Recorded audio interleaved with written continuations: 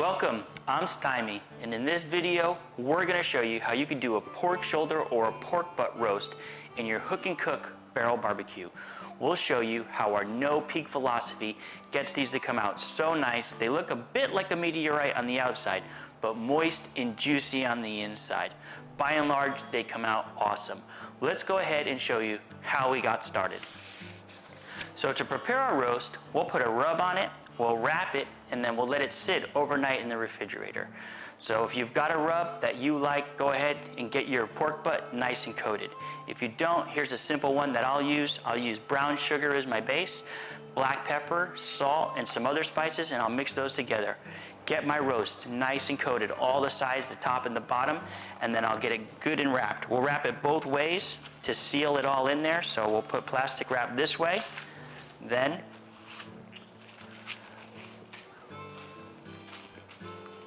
like so. Now it's nice and wrapped and sealed. Now we'll go ahead, take you out to our hook and cook barrel barbecue and show you how we place that in there. For cooking times, this is how we'll go. If you're gonna do just one pork butt in your hook and cook barrel barbecue, I'll go 7 hours, and we'll show you how we stoke our coals every 2 hours. If you're gonna go 2 pork butts, I'd go about a half an hour for each additional one, so 7.5 hours, then up to 8 hours, and then up to 8.5 to 9 hours for 4 pork butts. But I'd probably work my way up there, and you might want to call your cardiologist to make sure you can handle that much pork. So let's go ahead and take you out there. So let's show you how we hook and hang pork butts or pork shoulders in our hook and cook barrel barbecue. Now we don't hook the meat and hang it on the rods. What we'll do is we'll hook and hang a grill in there. So we'll take 4 meat hooks, and in the outermost 4 holes, 1 in each hole. So the hook is hanging inside the grill. Then we'll go ahead, take our grill grate, hit it with a pan coating or a vegetable oil spray, and hang it right in there, right on those hooks. Now, what we'll do is we'll place our pork butt on one side. If we're doing 2, we'll do 1 on one side and 1 on the other.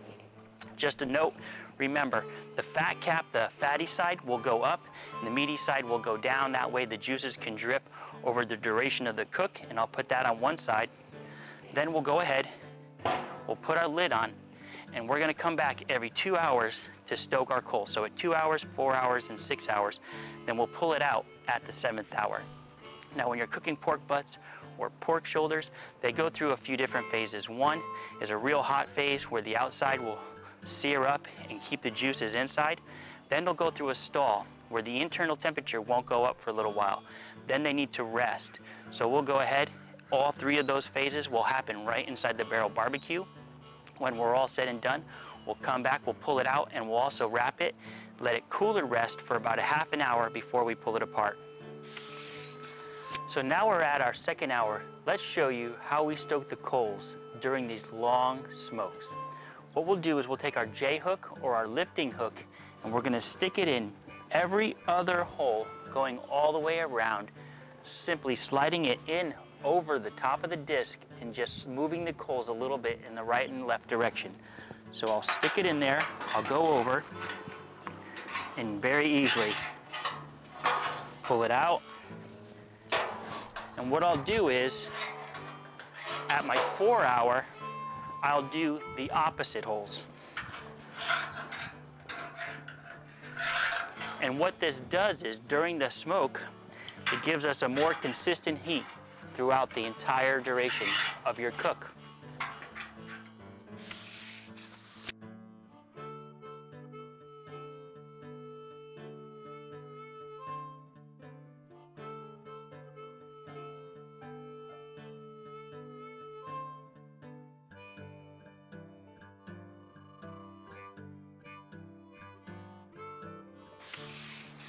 So now we're at our 6th hour. I'm gonna go ahead and I'm gonna stoke my coals one last time. We went ahead and put a long stem temp gauge in there. Now it needs to be right around 185 to 190, and we're right at that mark. So we're past our stall. Now for the next hour or so, it's just gonna sit in there and rest and get nice and tender. So we'll go ahead and take care of our coals and then bring you back and show you how it looks. So we've come to the end of our cook time. Time to pull them out. So what we'll do is we'll pull our lid back very carefully. I'll remove my glove, and I'll get a nice sturdy steel spatula, And if it's connected to the grill in any way, you want to release it from the grill to make sure you get a good grab on it when you're pulling it out. Now get a good grab on it, and this is a bear claw. You can use a fork. Go ahead and make sure you got it nice and safe and secure, and then place it on a piece of foil. Then what we're gonna do is we're gonna cooler rest it for another half an hour. So we'll go ahead and we'll put a nice wrap on this. We'll drop it in our cooler. We'll leave it in there 30 minutes, bring it inside, we'll pull it out, give you a nice close look at it. So we brought our pork butt in, we pulled it out of the cooler after it's rested in there, and we're gonna pull it apart and make a nice pulled pork sandwich. Just a quick recap, when we started, go ahead the night before, rub your pork butt, wrap it, get it in the fridge. In the morning, pull it out, unwrap it, let it get more of an ambient room temperature. Light your grill. Give yourself about 8 hours from start to finish. Go ahead and once your grill is lit, get your pork butt in. Every couple hours, stoke your coals. When it's all done, pull it out, wrap it, and let it cooler rest as long as you want, at least 30 minutes. Now let's go ahead and get into it. There's two parts that I'm gonna pull apart first. One is we're gonna take this fat cap, and I'm gonna take it off. I'm not a person that keeps the fat cap on. If you want to shred it with your fat cap on, by all means, go for it. It makes the meat very juicy. Also, there's a bone. A good way to know when your pork butt's done, the bone should pull out pretty easily. It's pretty hot, but there we go. There's your bone. We'll put that to the side. And now, my bear claws, you can use forks or whatever you got. What I'll do is I'll just kind of pull that meat across there, across the grain. We'll pull that big chunk off there. It's a bit fatty inside. Probably fine to leave the fat cap off. Then I'll pull it apart and shred it. Any way you want to serve it, count the ways. I love pork. Now we'll go ahead. I'll fill up my sandwich here with a bunch of this. It's hot. A little barbecue sauce.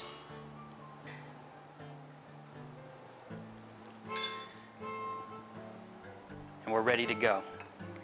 Now, I can eat tons of this, but as I always say, I always have to remember, eat responsibly. Thanks for watching.